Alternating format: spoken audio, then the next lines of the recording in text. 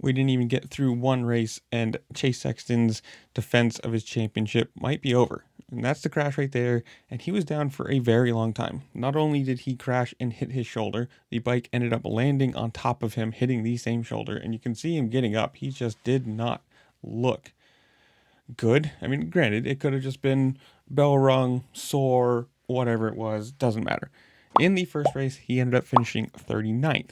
Again, not a very good start to the season when you're going to have Jet Lawrence back, who looked incredibly fast. You had Eli Tomac, who also looked incredibly fast.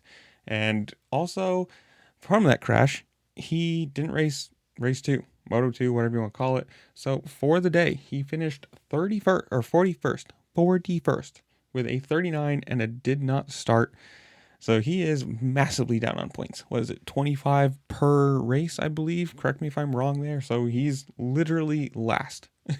And as far as I've seen, heard, can find, this is what, Monday night late. Oh, actually, it's Tuesday now. Sorry. There has been no word from him. So this is 3 days of no updates. Could be a good thing. Could be a bad thing. We don't know. You can see as he rides off there, I mean, instantly drops his shoulder. It does not look exactly like a healthy ride-off. And they said he wasn't going to be racing 2, so that was a known thing before it started. It wasn't like a surprise.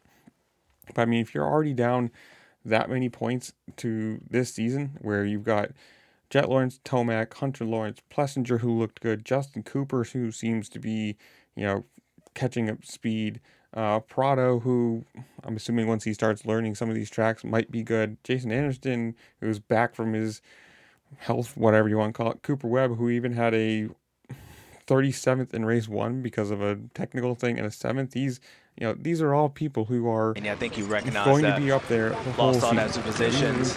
He's going back to the pit. Yeah. And with that much of Unbelievable. a point disadvantage right off the rip, it's not great for him, not great for the team.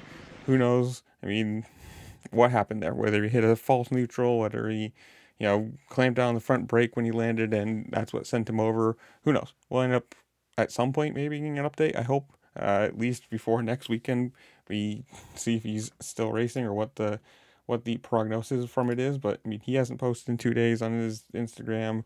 Can't find it anywhere. None of the Verb, Racer X, anybody of them have anything about it. So hopefully it's not horrible.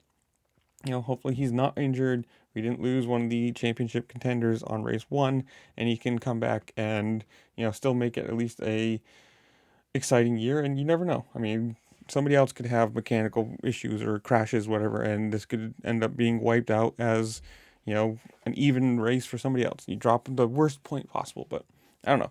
This is where I'm going to leave you guys. Comment down below. What'd you think of the first round? Who do you think is going to win the titles, 250s, 450s, whatever it is? Comment down below. While you're down there, make sure to like, share, subscribe. Do all the fun things this platform allows you to do, because it really just helped me out, and I appreciate it. And with that, I'll see you later. Peace.